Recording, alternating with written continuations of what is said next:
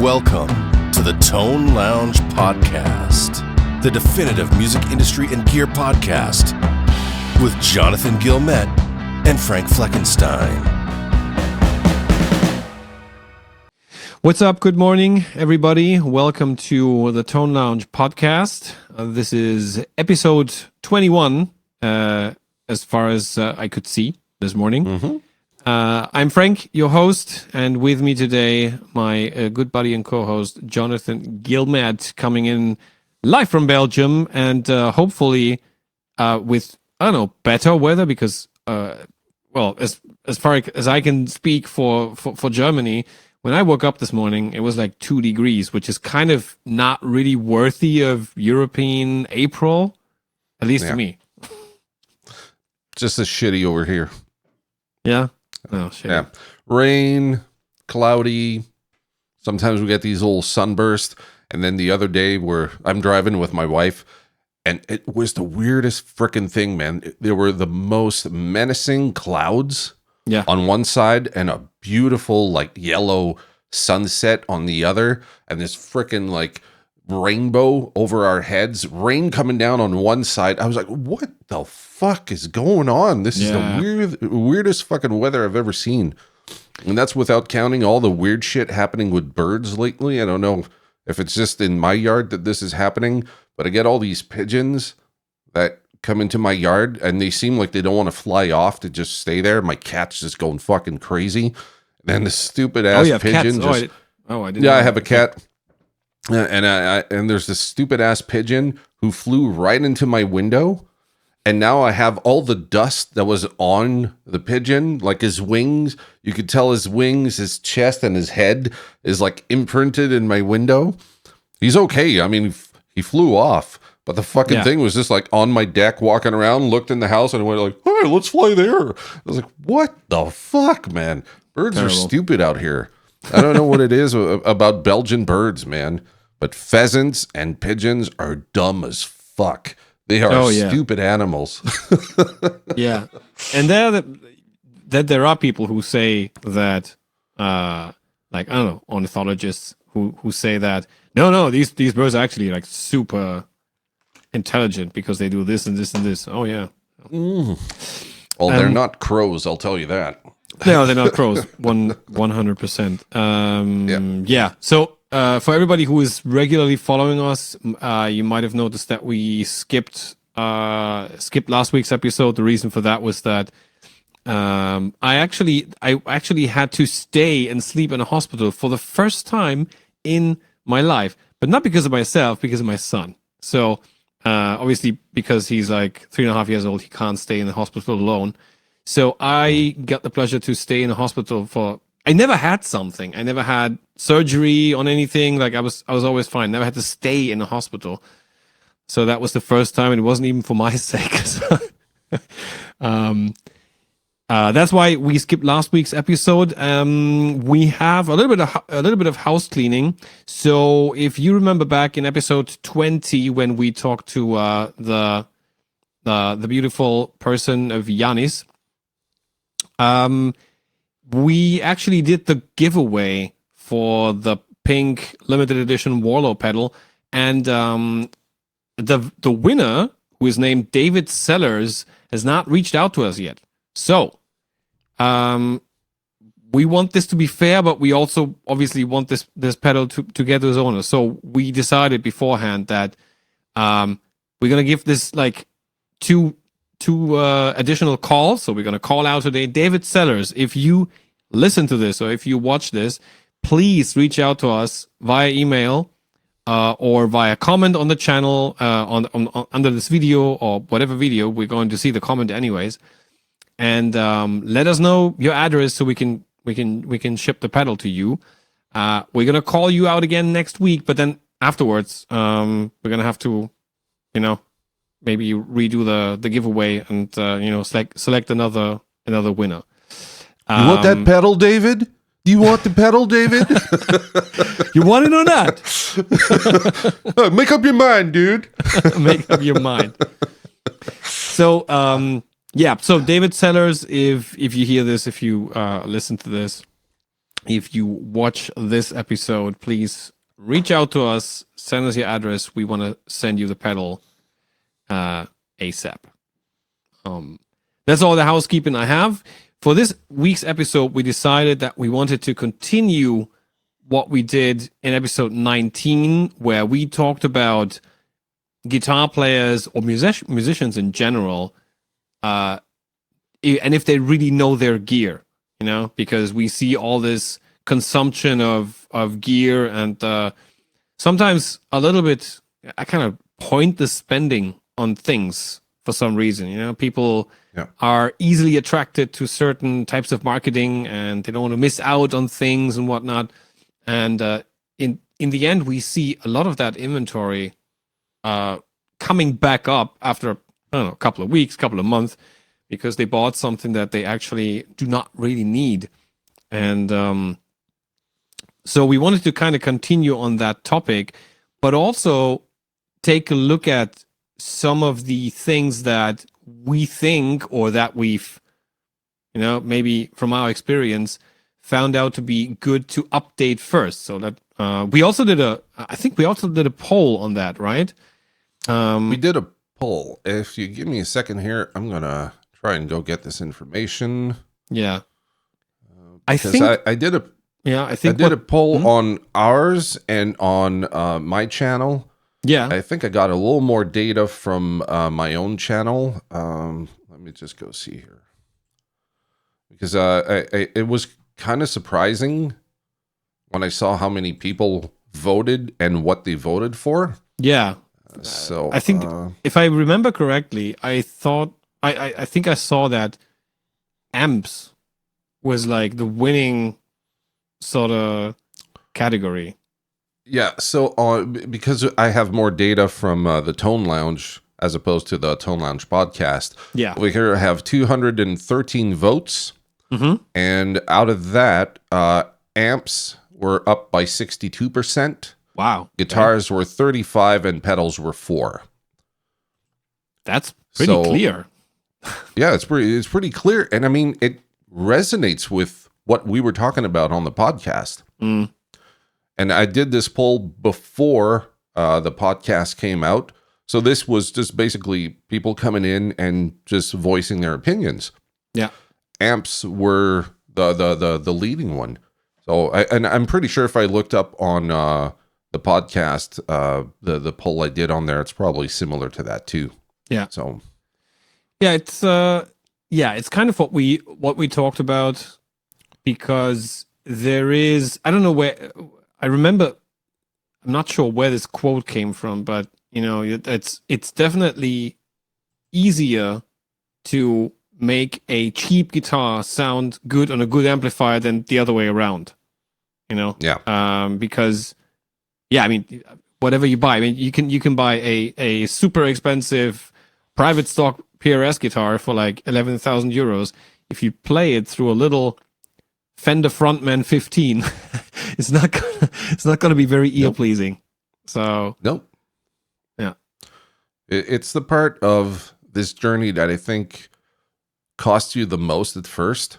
You go into a music store, you're buying your first kit, and you have the sales rep who maybe makes commission on this sale and will say, "Oh, we have this great kit here where you have a Epiphone. It comes with the guitar cable, you have the tuner, and you have this little practice amp." Yep. And where they put the money is on the guitar. So the guitar is going to cost you, let's say, $200 for the whole kit. But that amp is not very good. Neither is the guitar, but the guitar is a little better than the amp. So a lot of people get discouraged when they first start out because the sales rep are looking at commission, but they're not thinking about long-term value. Like, is this going to be someone that keeps coming back here for the next 5 years, the next 10 years, right? They're just making a quick sale and person's out the door, and then you see those guitars, people try to sell them. No one wants to buy them. They are cheap. They're not worth it. Even the guitars are not worth it. I mean, sometimes the action is like this freaking high off the fretboard. So you have someone trying to learn an instrument and they get discouraged. They quit. Imagine the reverse. Someone comes into the music store. Instead of selling them something, you make them rent the gear. You say, okay, here's a proper amp with a proper guitar. You can rent those. Start with this. If you like it, we give you the option of buying them. So let's say someone started out with a good, like, let's say, I don't know, a good Epiphone, a good a Squier Strat, something like that, but they have something like a Fender Princeton, right? Yeah. So if they start out with that, they're going to be like, wow, this sounds great. Of course it sounds great. It encourages you to, it's going to encourage you to play better, right? If the action is not this, like an inch off the fretboard, the person's going to enjoy playing that guitar. And if you're buying a Squier, let's say like a classic vibe, and the person at the store sets it up for you, does something really cool, sets you on your way, there's way more chance that person's going to keep playing guitar and then keep upgrading. So you're making someone appreciate the gear. If you start them off with really shitty fucking equipment, they're going to quit. You made a quick sale, but you're not going to have longevity to this customer. They're just going to buy them one fucking time. Anyways, that's how I see it. Yeah, it's kind of interesting. I had a very early on experience that just to kind of dive back into the whole amp topic a little bit. So I started playing out on my very first guitar was a classical acoustic, because somehow when my mom went out to buy a guitar for me, because I like at the age of 13, I was like, I want to play guitar. You know, I was listening to guitar driven music and I was like, I want to do that. I want to learn that instrument. So back then there was still this kind of story that they told you, if you want to start out, you have to start out on a classical guitar, because it's like, it's the way you do it. And then from there you go to whatever.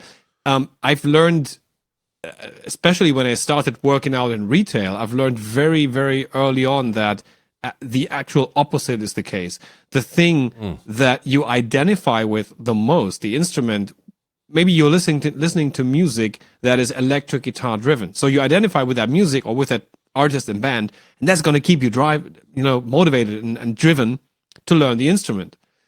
So I started out on that classical guitar, and it was fun for a while. But the teacher that I had kind of came to certain limits when it was about teaching me, because I picked it up very fast, and I picked things up very fast. And then at some point, I was also like, ugh, there's so much stuff you can't play on that guitar just because of the physics. You know, it just doesn't work. So then I got an electric guitar, which was a Squier Strat. I don't know what kind of model, but it's like Squier Sunburst. Typical thing that back then still came from Korea, I believe. They didn't have production back then in Indonesia or China.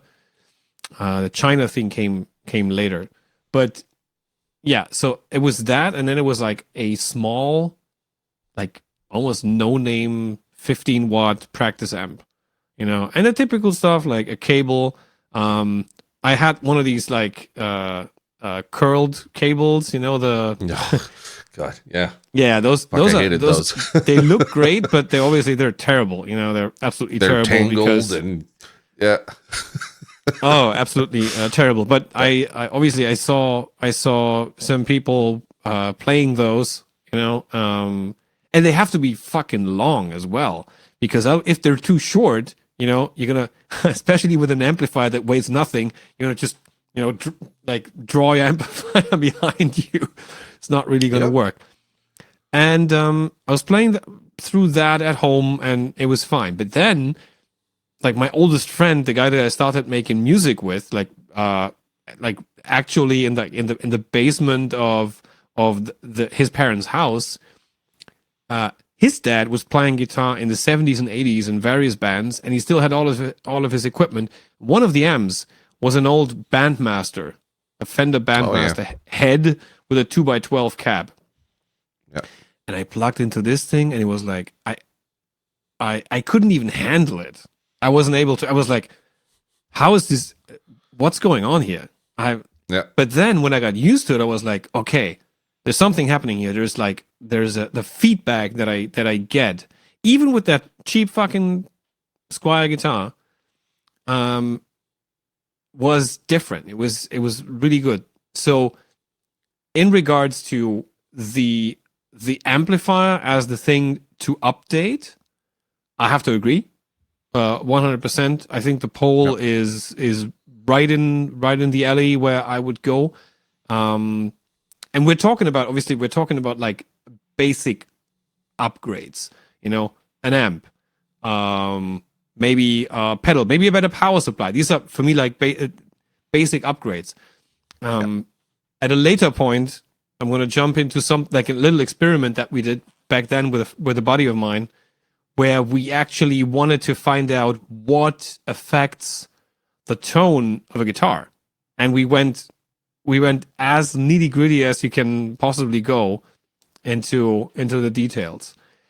But yeah, so an amp is definitely a great update, and then obviously, you have to choose your amp a little bit according to what you're going to do with it, because upgrading your amp, and I mean, if you have the cash, sure, go buy a half stack. It's not going to be really helpful in an apartment building, because you're not going to be able to drive it. And if you're not playing live, or if you're not playing in a session room with people, and maybe with a loud drum and everything, it's not going to be as fulfilling. So yeah, here there is this factor of what do you want to do? What are you going to use the amp for? And then you can think about it. But yeah, upgrading the amp first rather than the guitar, yes, gets my thumbs up. Well, one of the ways we can look at this is try and imagine someone that's not a musician, and tell them, pick your favorite song. We're going to listen to it. We're going to be 30 people listening to it on the phone, and we're just going to rock out, right? It's coming out of a small fucking speaker. It sounds like dog shit. Now imagine the same experience. You go to a bar, there's a proper sound system, the same song comes on. What's the reaction? People go fucking nuts. They go on the dance floor and they're just dancing, right? Try to do the same thing. Put the same song on in a bar on your stupid phone. You're missing all the enjoyment, one, from the volume that's coming out of the amplifier, the frequencies that are coming out, and your physical reaction to the music, right? There's a vibe, there's all this stuff going on. If you have a shitty sound system and you're trying to put on, like, let's say a party or something, and you have the worst stereo, people are just going to talk over your sound system because your sound system sounds like dog shit. Yes. But if you have like proper woofers, you have like great sounding system, people are not going to talk. They're going to dance. They're going to have a fucking blast. As musicians, we're kind of doing that too. Like if you go somewhere and you're playing an acoustic, there's a shitty sound system, there's a stupid PA, and you're like singing, people are talking, they don't give a fuck about you. Do the same thing now with the proper system, and you're outside, and let's say you're playing like a live venue or whatever, and you're outside. People now are paying attention because you're louder than their speaking voice. So there's that amplitude that's important. There's also the sound quality that's important, your performance.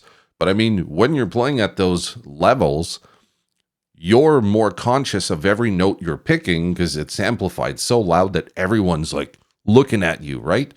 If you have a shitty amp with too much distortion, no one cares what you're playing. You could be flubbing half the notes. No one's really paying attention. Yeah. If you get in with like a big tube amp and you're playing with a band and everything is crystal clear, they can hear every note, you as a performer are reacting to everything you're hearing. So that is something that is super important, especially for someone starting out. If they're playing and it sounds like fucking, like foam, the notes are bouncing around and they can't really tell what the hell they're hearing, they're going to get discouraged because it doesn't sound very good and they can't react physically to what they're hearing, because we do react physically to what we're hearing. If there's less clarity, we're going to try and pick shit differently. We're going to move to a different pickup. Maybe we're going to dial the amp in differently. But if it makes no difference, you're going to play like dog shit. And I remember I played like complete crap at first because I started out on acoustic. So I spent 5 years on acoustic guitar because my dad was like, you have to learn on an acoustic. I was like, but I want to play Van Halen. I was like, oh, you start on acoustic. So it was acoustic, it was rhythm. The moment I got an amp, it was a shitty, like, little PV Rage or whatever the hell it was at the time. It didn't sound good, and I hated it. And yep. Okay, but I wanna raise like one flag. The Rage Rage 158 was to my knowledge of the market back then, and like to my ear, was the best sounding solid state practice amp out there, even with its like stupid fucking 8-inch speaker in there. It definitely blew the Marshall I think MG series out of the water back then. Yeah. And the Fender Frontman, like I think I sold more Rage 158s than anything else back then, because it was like the practice amp. And then at the same time, from the same series, they also had a 1x12 with like 65 watts or something. They even had a 100 watt 1x12, also from that same, it was called the Trans Tube series. Okay, yeah. Those came later. Yeah. Those sounded fucking killer for the price. And if somebody wanted to start out in a band, but they couldn't go super big with like an amplifier, that 1x12, 100 watt, I'm still trying to find out what it was called. Let me see. PV Trans Tube Bandit. It was called Bandit. Yeah. Yeah, I had one of those at one point. Yeah. The Bandit 1x12. Now they come with 80 watts. Back then they came with 100 watts. But yeah, and they're really expensive now. They used to be so much cheaper. Now that 1x12 is like $600. What? Yeah. Fuck, I paid like $100 for mine back in the day, so, Yes. something happened. It's super weird. Yeah. But I found another one that's $400. Yeah, I remember that back then they were like, and that was still, was it pre-Euro or it was? I'm not sure. Might have been the Euro and the inflation that came with the Euro. I'm not sure, but it's like, those amps were great value for the money, and I sold a shit ton of those during my time in retail. The one I had was like really, really small, like a really small PV amp. For me, it sounded like dog shit because I tried to play with a band, and I brought my little amp. I had an Ibanez like semi-acoustic guitar. I was trying to play heavy shit. It didn't fare well for me because I was ill-equipped for that gig. Okay. So, it's a learning experience, right? The first real like tube amp that I got was a 1965 Tremolux, or was it 64 Tremolux? That was my first real amp. We paid that $400 Canadian back in the day. It was the head, the piggyback head with the cab, 2x12 cab, 30 watts. And I remember like showing up for practice with a band. It was all older guys that were like long hair, like 80s hair metal stuff. And I had a Roland GP8 guitar processor. Classic. And that was all I had for distortion. And dude, like at first I dialed it in like for home use, right? So I had my bedroom settings. Then I show up for practice and I couldn't hear myself. Like I had way too much distortion. Yeah. And my dad tells me, he goes, like he came and he was listening to me jam with these guys. And he goes, do you have a setting that has less distortion? I'm like, yeah, I have my blues setting. So we put it on the blues setting and we cranked up the amp. Dude, it was an epiphany. I was like, wait a minute. That tube amp with less distortion cranked up, I was blowing the other guitar player out of the water, and he had like a fridge with like stacks of effects. That guy was like maybe like 24. I was like 16. He heard the sound I got out of that, and within that year sold all his shit and went with a tube amp. He came to my dad's store. He's like, what the fuck was your kid playing? He goes, oh, he's playing an old Fender amp. He goes, can I get one of those? So Buddy ended up selling all his rack gear and went back to tube amps. And I think there was a revelation there for a lot of people back in the 90s where like they were all like rack gear and all the big fridge and all this shit, and they were spending way too much on gear, and tube amps fell by the wayside. Eventually those guys ended up coming back to tube amps. So I think there was value in that. Right now it's like if you want to buy rack gear, like I look constantly, that shit goes for next to nothing now. Like people don't want the rack stuff. Depends a little bit on what you're looking for. Like some of the classics still hold a certain value. Some of the classic Eventide stuff, for example, still ADA, holds a value. MP1, stuff like that. Yeah, exactly. Or the what is called, like even some of the Roland stuff and the Korg stuff. You know, the Echoes and some of the modulation devices. You know, they still hold a certain value. But for the most part, it's like the Marshall MP1 or something like that goes for like next to nothing. Yep. And I got recently a TC Electronic G Major, the first one with the hard shell case. I can stack like 4 units in there for less than $100. Yeah, there you go. Yeah, so it depreciates, man. And that's the thing is that when that came out, I couldn't afford it. I was playing in a band, I was gigging constantly, and I saw the G Major. I was like, holy fuck, that would simplify stuff for me. Like I wouldn't need a big pedal board and all this stuff. I could just get that. And I couldn't afford it. Now I got one for like less than $100. And it's great. It sounds cool. It sounds good, but just the perceived value on the market is like, why the fuck would I get that if I can get like an HX Stomp? Yeah, exactly. And it's funny that you mentioned the G Major because I was actually, so I had a rack like in the mid 2000s where like a rack case with like down there was my amp, which was quite heavy and bulky, like the Diesel VH4. And then I had a rack and like 2 like little shelves that I could use like to put in cables and whatnot and strings and etc. And I was actually fiddling around with a G Major, but then decided to get a used G-Force.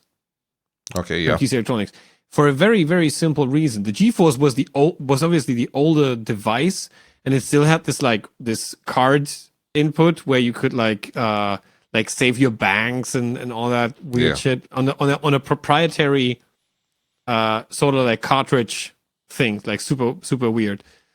But the thing was that the G Major and its what is it, like the input and output converters, they had so much colorization, and they were like, and also I noticed like some kind of phase issues as well.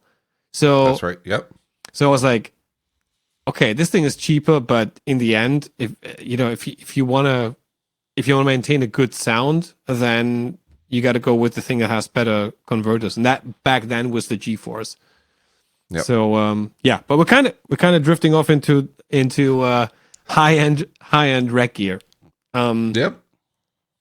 So upgrading amp, yes. Guitar, yes, and then pedals landed at 4%, which is surprising, but it's also not surprising because I kind of sense that right now people are a little bit fed up with like the sheer amount and the sheer saturation of pedals that actually I see a lot of people kind of minimizing. So me personally, I'm currently putting together my second mini board, like maximum 4 pedals. The whole thing is power bank powered, so battery powered, so I can take it anywhere. I don't have to keep in mind that I need to put it into some kind of socket. I can just go for it, and it's there's no cable hassle and whatnot. So I see a lot of people minimizing.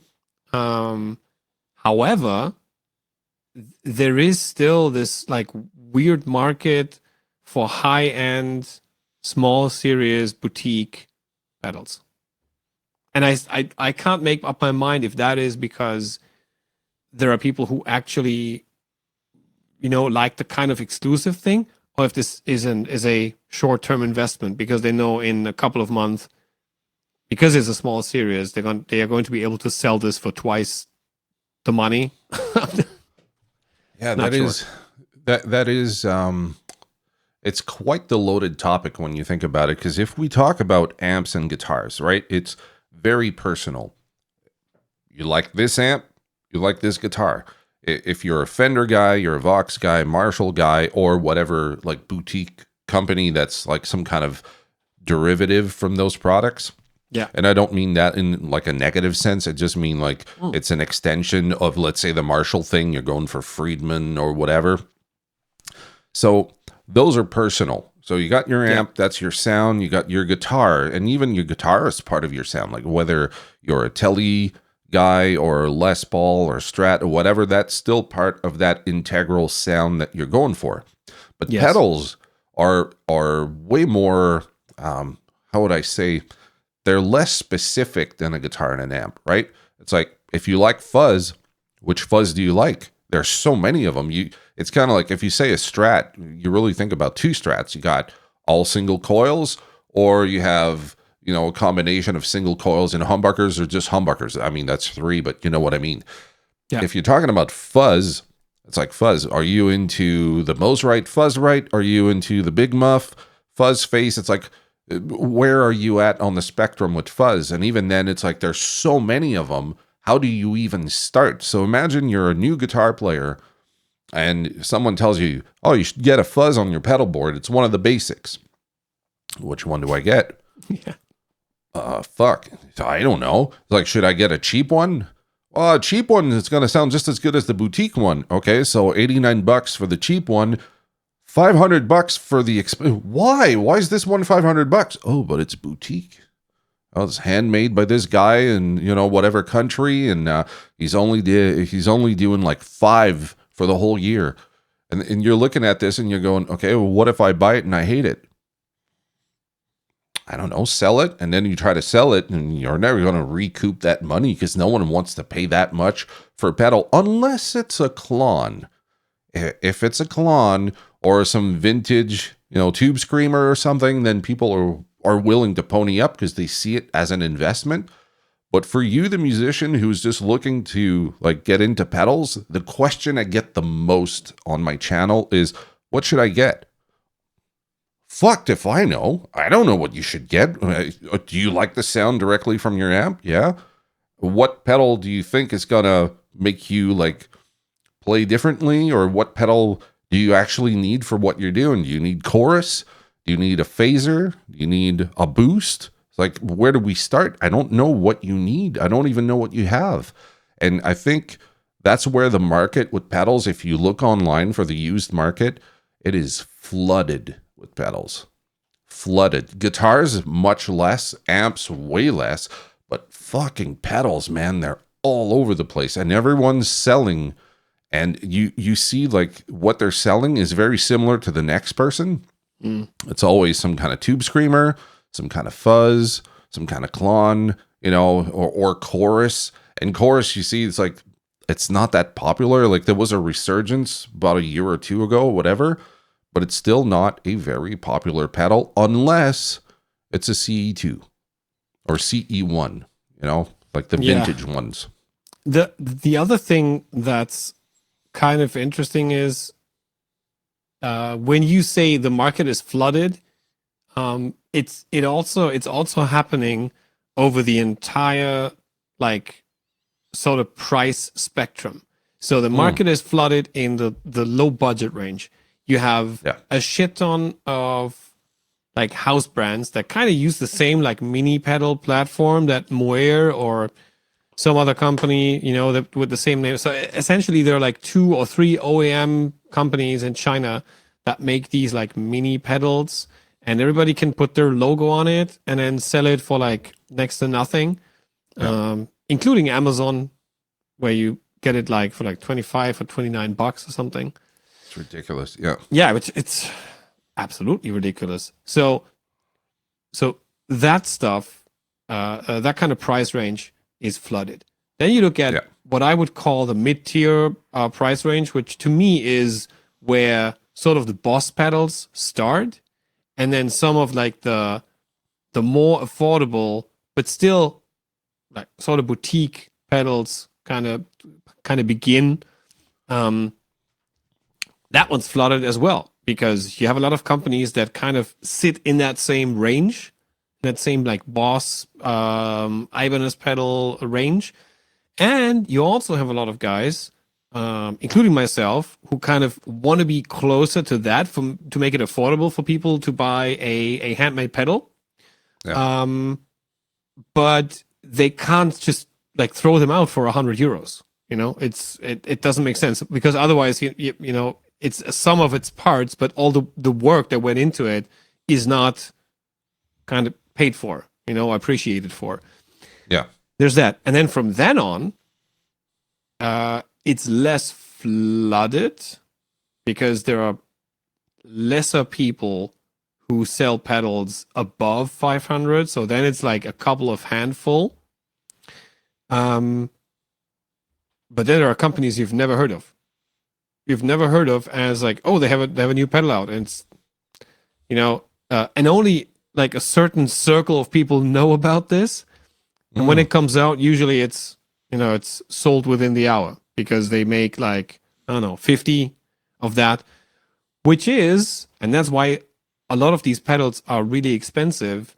It's because they select from the parts they select from, or the parts they use have higher tolerances. So they need to select more, and they need to buy more stuff to sort it out, because if it has a certain tolerance, if it's like too much, it doesn't work for them, and they want the sound of that component because it's a certain sound or it's a certain behavior of the schematic. But because of the higher tolerances, so parts back then like resistors, capacitors, transistors, everything had way more tolerance, like way higher tolerances. So in order to kind of be consistent with the sound, you have to buy a shit ton and then, you know, select them, measure them. So, okay, those are good. If they're like within the 5% tolerance range, that's okay. You're going to be fine. And then it's interesting. Back then, people didn't actually like the selection of parts wasn't such a big topic. Well, they obviously selected them if like by functions, like do they work? Okay, we can use them. But back then, and that's why you can put, I don't know, 20 Tube Screamers from 1980 to 1990 next to each other. They're all going to sound different. Mm-hmm. Because of the tolerances that parts had back then. Yep. And today, I mean, today's resistors have almost next to no tolerance at all. They're much cleaner, and it's actually an advantage because out of 100 pedals, you can definitely say all these 100 pedals sound exactly the same and behave exactly the same. But apparently people don't want that. now it's too clean. Yeah. You know? There's no mojo. The mojo. That's a hard one to quantify. The one thing you just said that I think brings about a very interesting question is, let's take a company like Boss. There was a time, especially for me, like back in like the late 80s, early 90s, I was just a kid starting out, and Boss was like the top tier. Like I didn't know of any other company that made stuff like Boss. So I started off with Boss pedals. Eventually I got MXR, like 70s MXR pedals, and those were good. But I noticed that, you know, I would have been fine just playing the Boss stuff. Like I could have stuck with Boss and never go to anybody else, and I would have been just fine. And that brings about this question for someone that's starting out. If you tell them, okay, here's some pedals by Boss, you can get an SD1, which does the whole Tube Screamer thing. I think they're like €69. That's still fairly priced for a really cool pedal. Sure, it's made in Taiwan. Who gives a fuck, right? It's made by Boss. It's designed by Boss. It's going to be great. It's going to be reliable. You don't need that super expensive tube screamer. You can start with that. How about if you want, I don't know, you don't want that. You just want a very cool distortion that's going to get you from light breakup to maybe mid-tier kind of distortion. Boss Blues Driver is really hard to fucking beat. Oh yeah, you put a Blues Driver and a Timmy or something like that, dude. It keeps up with like the really high end shit. So why the fuck are we paying that much money for really, really expensive pedals when Boss is just killing it? They've been killing it for fucking what, like 30 years? Why are we overthinking this stuff, right? If the Boss pedal is awesome, who cares where it's made? It's made in Taiwan, big fucking deal. If you want the Japanese one, you can do that. And even for myself, I have a Taiwan-made GE7, and I have a Japanese-made GE7. The Japanese one is noisier. Really? Yeah. The Taiwan-made is less noisy. Now, I can't fucking figure it out. At first, I thought it might be like the power I was giving to them. No, I tried everything. The Japanese one is slightly noisier. I was like, and why the fuck would I pay more for a vintage one if the new ones are just as good, if not slightly better? Interesting. So we do overthink our gear. And I think it is part of why there are so many pedals on the market, is that we're only half educated about the gear we're using. Yeah. If you say to someone, hey, did you see Prince had a pedal board filled with Boss pedals? Yeah. What's the first comment you're going to hear? Oh my God, tone suck much? Why tone suck? Did you fucking listen to him? Guy sounded amazing. And it was all like, they're all plugged into each other. There's no looper or anything. They're all hardwired into each other. And there you go. And he sounded awesome. Yeah. It was just, he stuck with it. It sounded great. Didn't overthink the gear. Some people actually prefer tone suck. It's part of the it's part of their game. It's part of their sound. And I mean, you don't see that, and that's interesting. You don't see John Mayer with a switcher.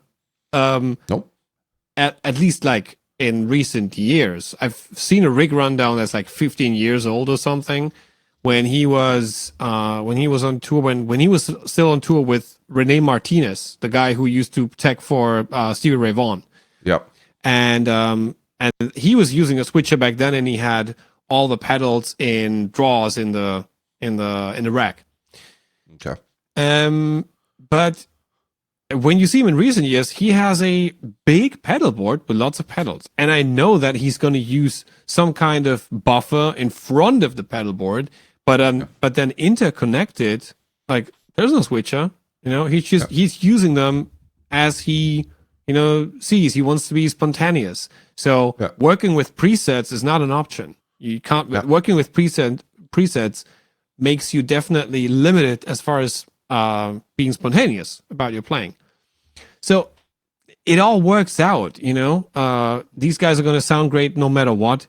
And, there's a lot of overthinking, but when it comes to upgrading gear, when it comes to upgrading parts, here's something that I did with a buddy of mine, like a long time ago. We wanted to find out what actually impacts the tone of a guitar, and what we did was we took one guitar, we recorded the guitar as it is, with all its positions. And then we swapped stuff. And then we recorded again. And we went as far as we changed pickups. We changed bridges. We changed strings. We changed picks. We played with different picks. And then we tried to find out, and when we used different pedals and whatnot. So it was like a really fun, like 2-week experiment. And I know obviously that there are certain tolerances because you're not going to play the same every day. But the stuff that has the most impact on the sound is not going to be a nuance. It's going to be something that really has an impact. What do you think the ranking looks like, and what affects the tone? I think the closer you are to the source, so to the player, I think that's where you have the biggest impact. So yes, fingers do sound different on a string than a guitar pick. Mm-hmm. A guitar pick, the thickness does have an impact on dynamics. So I play with thin picks for bass because when I do that, I find that if I look at the waveform, it's way more steady. If I play with a hard pick, my dynamics are all over the place. Now, coming back to what I just said, starting off with the player, if I'm playing with, let's say, an overdrive and I have a really thick pick, and personally I hit like a fucking caveman, like I hit really hard, that pedal is going to be sent into distortion every time I hit really hard, and every time I hit softly, there's way less gain. Mm-hmm. If I use a thinner pick, I'm going to have way more steady dynamics. So those are like some of the variables that you as a player control. Yeah. The strings, not the thickness so much, but the materials they are made of can have an impact. So I've noticed when I was playing the Stringjoy strings, I have both the signature set and the Broadways. And the Broadways are like the older strings they used to make back in the 1970s. The pure nickel ones, yeah. So because of the construction of those strings, they sound very different to me. And I did a lot of tests with this, with a Strat and overdrive and fuzz. They sound different than the signature from Stringjoy, which are more modern, like whatever, hex core strings. So fucking strings can make a difference on tone. Yeah. Picks can make a difference on tone. Now, if I was going through all of that research only to end with like the biggest fuzz sound you've ever heard where you can't distinguish one note from another, that would be completely pointless. Yeah. Completely pointless. But if I'm doing like clean parts, semi-overdriven tones, stuff like that, I will see a difference. Well, not see a difference, but hear a difference rather. So my personal take on this is that a lot of the shit that we think is like really not that important, is like really small details, can have an impact because they kind of get compounded one over the other. And if you stack them all up, that's your overall impact on your tone. Even cables, guitar cables can have a big impact on your guitar tone. Yeah, 100%. And then just as a side note, there are people who are kind of capitalizing on that fact, and they're selling you, guitar cables that are like worth hundreds of euros, because they sound better. But this to me is kind of a hi-fi sort of mojo thing. Yeah. But yeah, we found out that the thing that had the most impact on that, and I know that this is an isolated experiment. It's not like, we work together with Oxford or Cambridge or some research lab. What? It was you just two guys in their home studio trying to figure things out just because they wanted to. They were eager to find out what had the most impact. So in the ranking, we found out that obviously the pick and the pick material, so that had a huge impact. Depending on the material, we had a much brighter attack, and therefore also like the first few seconds after impacting, like hitting the string, had a like sort of a different attack frequency response as well. So it was brighter, and then it kind of went down again. I think you would call this timbre or something. Yeah. And yeah, it depended heavily on the material. We tried the classic like Tortex, Dunlop stuff. We tried Jazz, which is sort of a different material. We tried the celluloid Fender ones. Those actually sounded terrible, but that was it's obviously a personal taste, and so on. So pick thickness and pick material had a major impact on the tone. And it didn't matter if you were playing clean or distorted or just overdriven or even with the fuzz. It had a major impact. Then, as you just pointed out, the strings, because you can get strings that are pure nickel. You can get strings who are steel but nickel plated, and then you can also get like pure steel strings, so steel core and steel rounded. Yep. And again, there was a major impact on the sound and much more on the output. So steel strings have a much higher output. They sound way more aggressive than nickel, like pure nickel or nickel plated strings, because they kind of resonate different, and then therefore give a different input to the pickups. Yep. Major. I personally didn't like pure steel strings that much because they're also kind of harsh sounding. We even included in the experiment. Do you remember that Maxima had these gold strings? Yeah. I don't know what. I think they were just like bathed in gold, like some of the jewelry that people use. Like bathed in gold. I don't think it was really gold strings. Obviously, No, it's gold plated. Yeah. gold plated, gold bathed, something like that. Yeah. And same thing. They have a lot of output. Like almost a little bit more than steel strings. So a lot of people who wanted something like, they also had like bass strings, and those bass strings, they sounded like super in your face, very aggressive. So that was that. And then afterwards came pickups. But the sum of the kind of percentage of what the impact was with picks and strings combined was bigger than the impact that pickups had. But pickups, yeah, afterwards it was pickups. And then we actually, on that very same guitar, we used a neck with a roast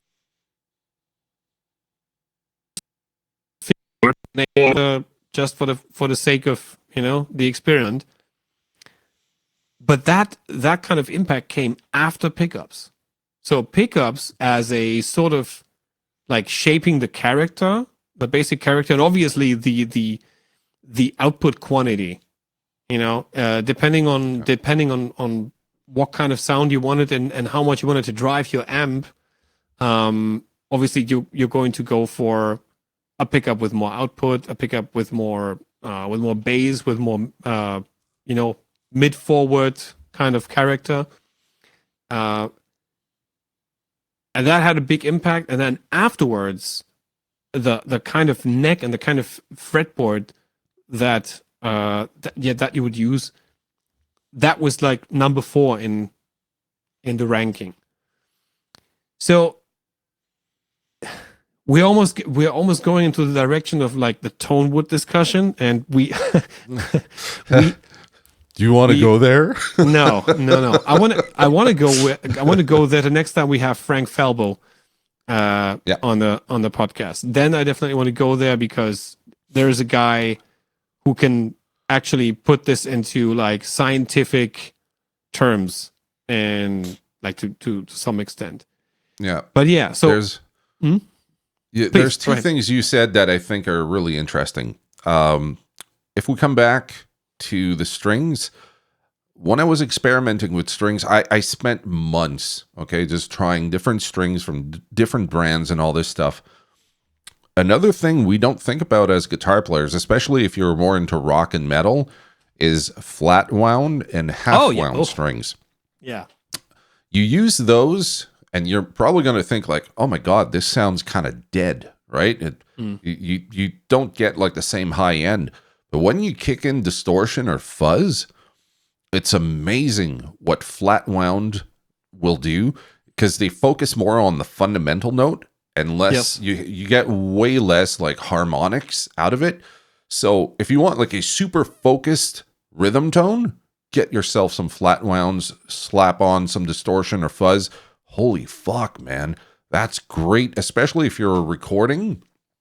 Let's say you have one guitar that's brighter, and on the other side you have another guitar that's darker. Instead of just EQing the amp darker, put some flat wounds on, let's say, the right guitar, and the other one's going to have like steel strings or whatever. Holy fuck, man. What a difference on a recording that it can make. And you wouldn't like think about playing that live because it just like there's a feel thing too to those strings. Yeah. But if you're into like home recording and you just want to differentiate those two guitars and you don't have a whole lot of gear, try some flat ones or even half round strings, and it does make a difference. So that was number one. The other thing too with pickups that we don't think too much about, but some people out there really experiment with, is not so much how many winds are on the pickup and the output, but the magnet types that you have. And sometimes you can change those around yourself. So you have like different types of magnets out there, and they impact your tone way more than I thought. Like when I got into this, I was like, what the fuck does a magnet have to do with the sound? Holy shit, dude. It has everything to do with it. It has a major impact. Sometimes it's a difference between not just the output, but the clarity of the notes, depending on what you play, the kind of guitar you have, and all this. So yeah, those are two things that you wouldn't think would have a massive impact on your tone, but it can definitely make a night and day difference for you. So yeah, magnet types and strings, flat wound strings are definitely worth experimenting with. It's costly though, because they're fucking expensive compared to normal strings, but they do last longer. It's true. And regarding the something that back then we couldn't take into account, but today would also have a major impact, is because back then everybody was just going with nickel silver frets. Nickel silver frets were the standard of that time when we did the experiment. So we definitely noticed a difference between the pure maple neck and the maple neck with the rosewood fretboard. The rosewood fretboard would have a little bit of a darker edge to it. It wouldn't be as spanky. And that's something that you associate with like some of the sounds that you hear when you hear players with pure maple necks or rosewood.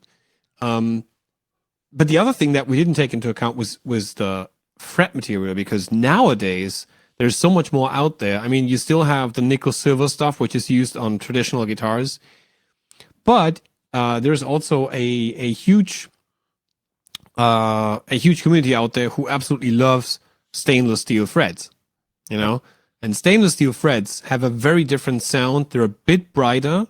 The attack is a bit more noticeable.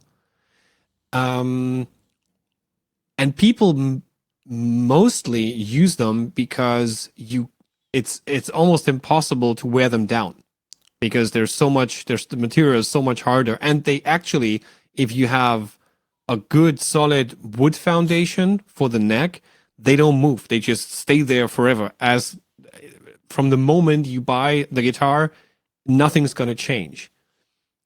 However, if you're more into like the traditional like sounds, like if you buy a Strat and you change the frets, the fretboard, the fret material to stainless steel, it's going to be a very different guitar, and you're not going to get that classic sort of Strat-y vibe out of it. It's going to be more a contemporary sort of sound.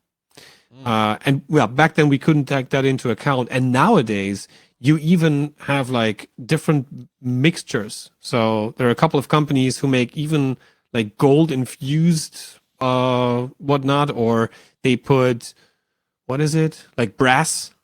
There's some brass in there. Everything to essentially what they're trying to achieve is they want to achieve that the effect, the stability and the consistency of stainless steel, but the sound of nickel silver.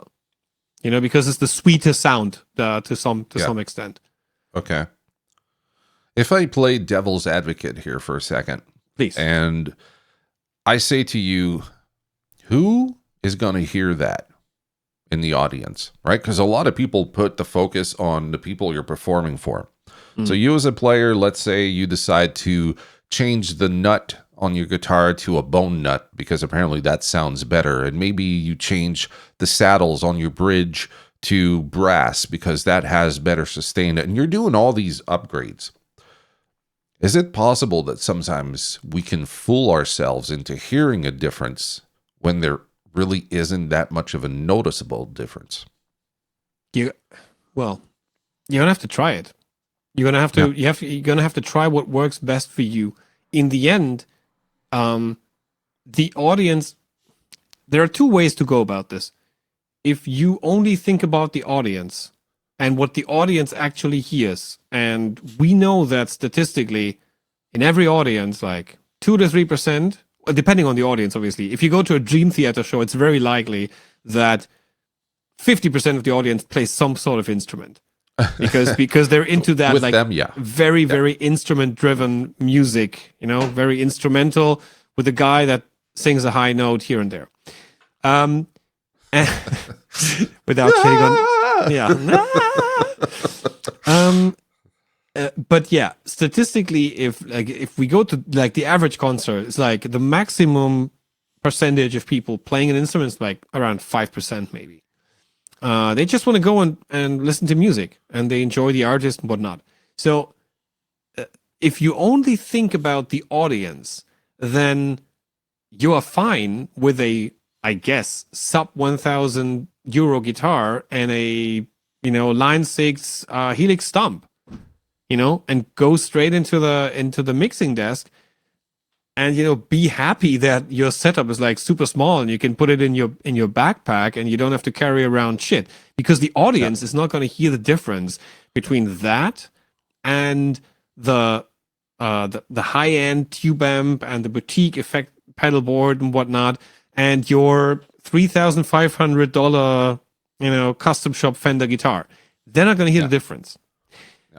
This is one way to go about it, but the other way is like, and that's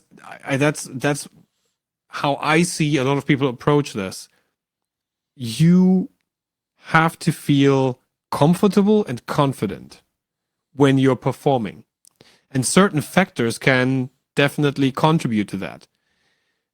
A guitar that sounds great and that feels great and that gives you the feedback that you kind of desire from a guitar when you're playing definitely is a big contributor. So, and that instrument, I'm not saying this instrument has to be a $3,500 custom shop guitar. It can be a Yamaha Pacifica for what I care, that costs like $500. And if that is the one that gives you the feeling and you perform great and you sound great, great for you. Perfect. And it can be the vintage Fender Princeton or Tremolux or Bandmaster that contributes to you feeling well. Yeah. Or whatever it is, or whatever pedal it is. If you feel confident and if you feel great while you're playing, you're going to transmit that to the audience. Absolutely. And if you transmit that to the audience, in most of the cases, you actually win the audience over and you're going to have a good time. You're going to play great shows. You're going to have, great response from the audience. And then if the 5% of musicians in that audience then afterwards come to you, it's like, oh, dude, that sounded amazing what you're playing.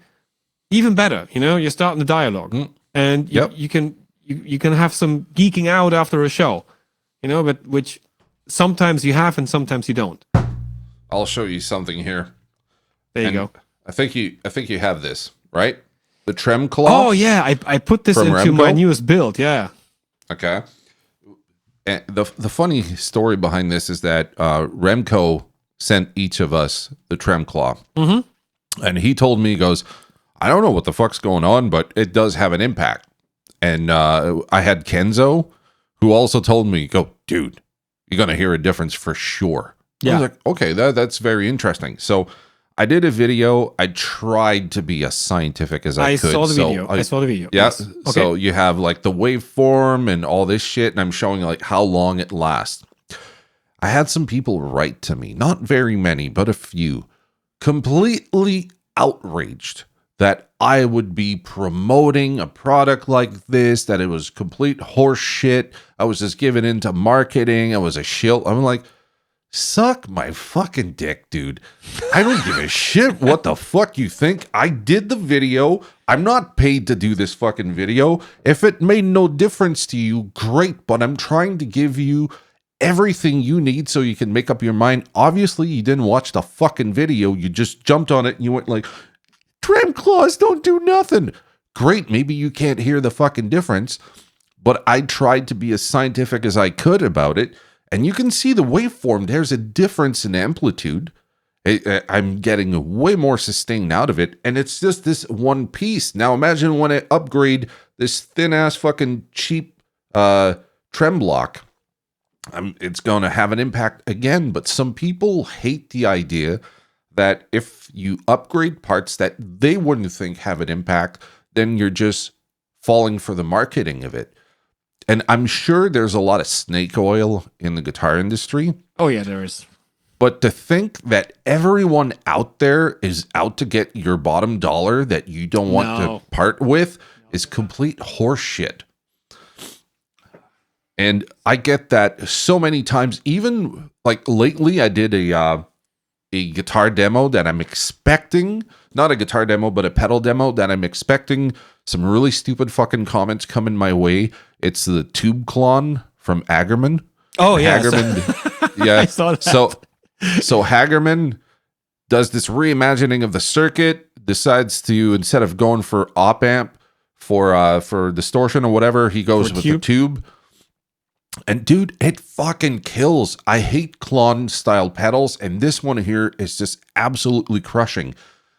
I don't care that it's a clone. It's just a great circuit. I'm still expecting people to come in and tell me, man, he just took a clone, put a tube in it. Yeah, that's all he did. It's bound to happen. It's bound to happen 100%.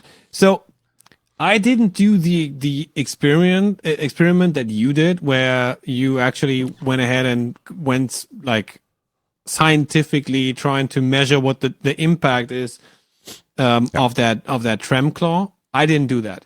I just said, I'm currently building a new guitar, and I'm just going to use that trem claw. It looks like massive. So it looks massive. And we know that mass definitely has an impact on tone and sustain. For sure. That's for sure. And what I actually did, so here's the guitar, here's the trem claw. It's the great thing is, once you've attached it and you've like tightened all the screws, this thing doesn't move one bit. Nope. It's like a super massive thing. It doesn't move. You can't push it in, you can't push it out. You know, it just stays in place, which is great. But then I also have the really thick like steel block under here. And man, this guitar has so much sustain. It's unbelievable. You know, that has, you know, sustain until tomorrow. You ring and it rings, and it really rings. Yeah. It's like, it's acoustically, it's super loud. Yeah, it makes it really makes a difference. I can sense the difference in sustain. And it's just about, you know, it's just about trying it. If you compare this thing to the thin, fiddly fucking trem claw that you get with every tremolo, and even with the Go, that's the Goto, the Goto 101, which is like the steel block classic vintage trem. Okay. Even if you go with that, it's like this thin kind of, you know, if you add mass to the whole thing, it's gonna have an impact for sure. 100%. And if you don't want to, you know, if you want to acknowledge that, that's fine. Okay, it's okay. And then, but you know, here's the old universal rule that applies to pretty much all of that, and it also applies to people creating content, and reacting to content. Just don't be a dick, Yeah, well, I mean, it's simple. You could disagree with everything we're saying today. Yeah, absolutely, 100%, and we'll listen to you. We'll engage in a civil conversation with you. But if you approach it like accusing us of being paid shills or whatever, it's like, get the fuck out, dude. We're not making any fucking money from this. We're doing this for fun. I would love to be paid for doing this. Oh, Christ, yeah. It would be amazing. If somebody says, hey, you want to do the podcast full time? Here, I'm giving you blah, blah, blah every month. I'm like, fine. Yeah. If I can pay my bills from it, perfect. But we don't. So no, but even if you were paid, let's say someone paid you, would that make you like an agent of disinformation? No. Would you all of a sudden let go of all your values and just say, oh, I'll say whatever the hell they tell me to say? You wouldn't do that. It depends on who's paying you, obviously. There might be people who want to pay you because they have a certain interest in spreading certain information. But for me, the deal would be, if I can keep continuing what I do and I don't have to pay attention to language. By the way, this episode is going to be marked as extremely explicit. Unless you blurt it out. No. If you just because you feel offended doesn't mean you're right. No. But yeah, that's the thing. Just don't be a dick. And which I also want to use as an opportunity to kind of comment on a comment that we received from when we were talking with Andy Ferris on people bullying, on online bullying. I saw this comment the other day. I was on my way somewhere, so I didn't want to type all that shit on my phone. It was like somebody I don't remember who it was, but he essentially said like, really, you can be bullied because I'm leaving a shitty comment, try to bully me or make me feel bad with words. I'm kind of resistant to words, which is like, good for you. If I can strap you to a chair and insult you for an hour straight, and it's not going to do anything to you and it's not going to hurt your feelings, great. Then you definitely already become a stone, as far as your feelings go. But every other person, it always depends on the type of person you are, and it always depends on the things that you're doing and the kind of feedback that you're hoping for. With content creators, we are working really hard to create what we think is good content. And I know that there's lots of shitty content out there as well. And people are reacting to it. And people are reacting to it in the worst forms. And that's fine. But we are supposed to be in an environment, where it's about music, it's about gear, it's about geeking out and everything. And people are making content about something, and then they kind of expect to start the conversation, start the dialogue, and they hope that within comments, people are like, oh yeah, I've made the same experience, or like, I don't fully agree, but anyways, it was the content was good. It was entertaining to watch.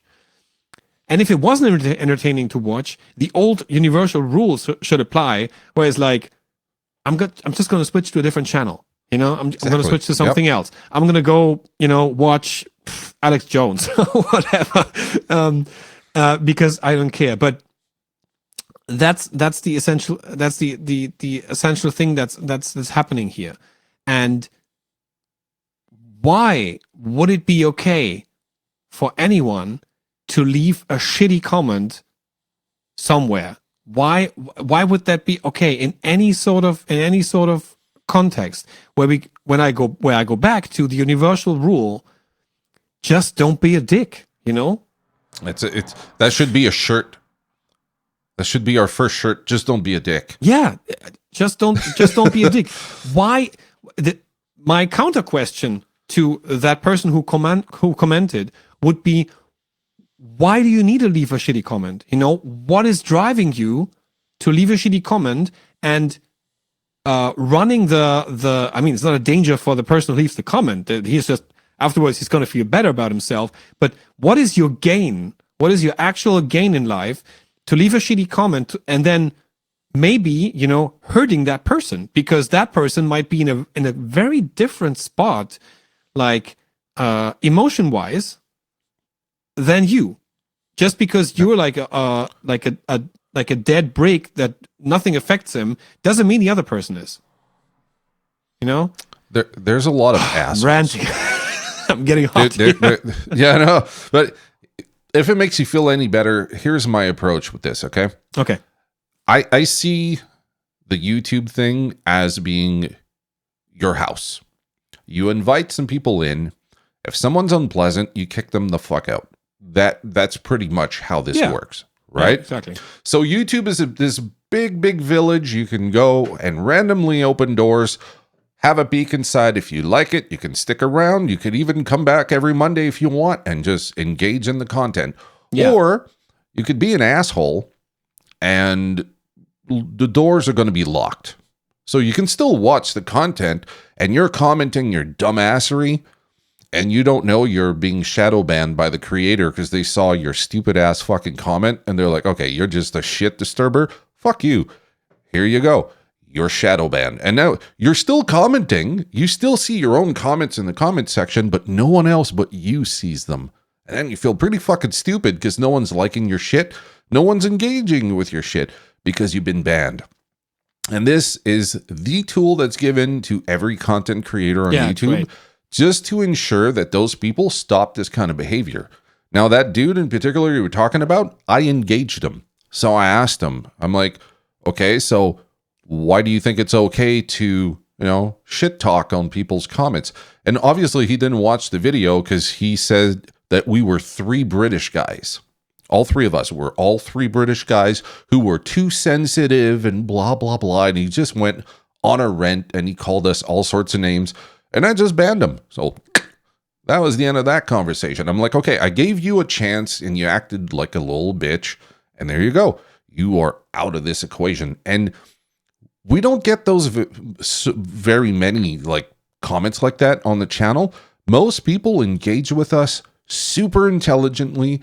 Sometimes they don't agree with our point of view. And that's okay. I enjoy that. I love it. Please. I was rewatching, and that's the last thing I'm going to say about this.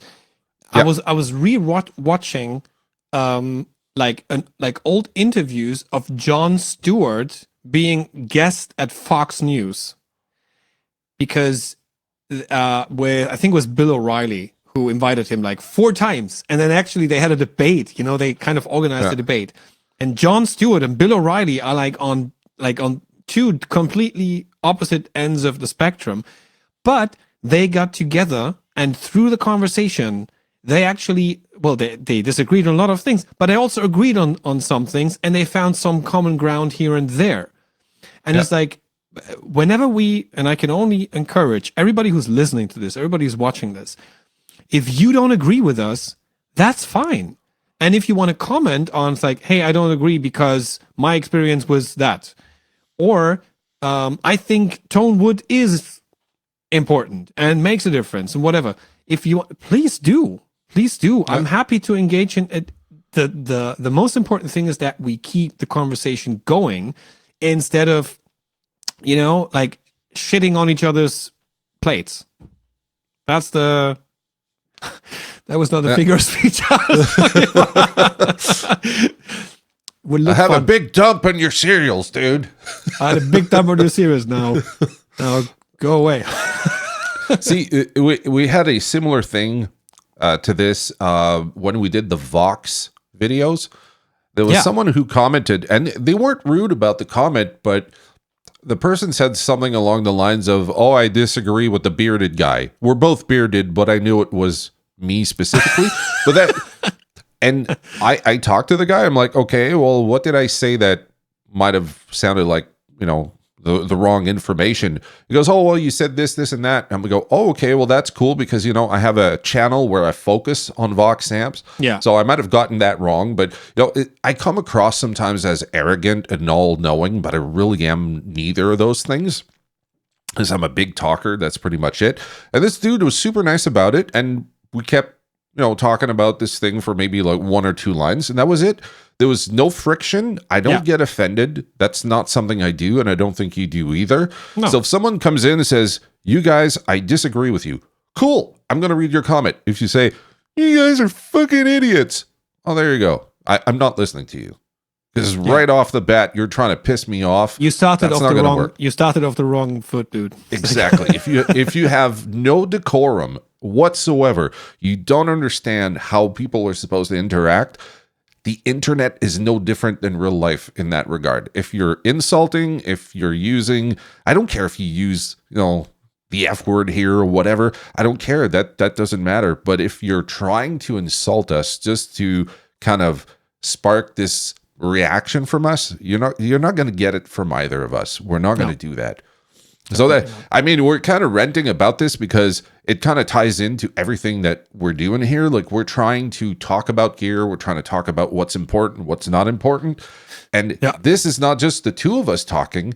People are free to talk in the comment. And sometimes that gives us ideas on things we can talk about in a future episode, maybe something we can bring up with a future guest. And you alluded to the fact that we want Frank Falbo to come on at some point where we can talk about some really hot and juicy topics, which is going to be all fun, supposed to be educational, and I'm sure some people are going to get like really offended about it, and I don't think any of us give a shit. Like, be offended all you want. It's gear, dude. Get over yourself. It's gear, exactly. It's gear. It's not like it's nothing that your life depends on. It really isn't. It's not politics. It's not religion. It's not anything sacred. It's gear. Yeah. We're allowed not to agree. Some people say fuzz is the worst guitar effect ever.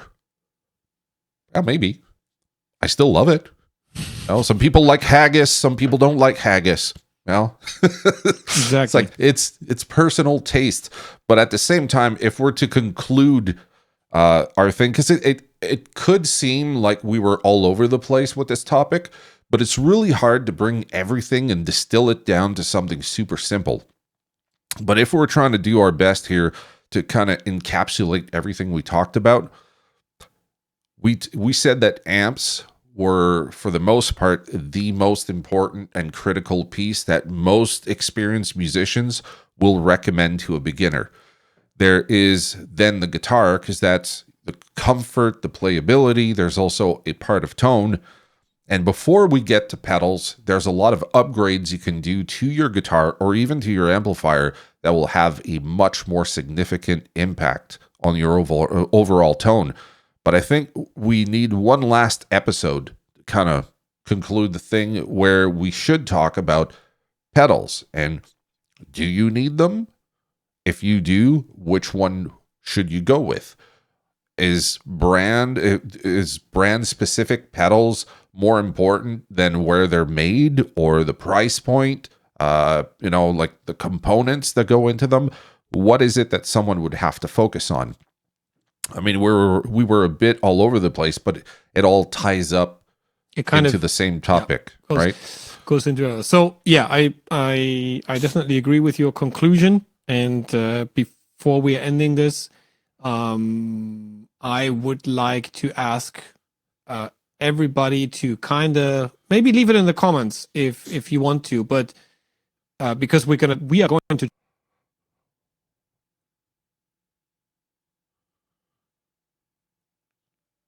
concluding a lot of guitar players out there who completely live without and play without pedals. And I want everybody to kind of look into what their favorite guitar players are and how many pedals they use. I have a few. I already have a few in mind where I know they're not using pedals at all. And they're fine. And nobody is criticizing them for their tone. So and another call. No, last call for flight Pink Wallow. David Sellers, it's you again. Reach out to us. We want to You want send your pedal, buddy? You want your pedal? You want it or not? It's pink. Come on. It's a pink Wallow, man. Exactly. Yeah. So reach out to us, leave a comment, or you can also write us via email, toneloungepc at gmail.com. And yeah. That's it for this episode. And we are going to talk to you next week, same time, same place, hopefully with better weather. And until then, we wish you a great weekend, great rest of the week, great weekend, and we salute you. Cheers. Cheers.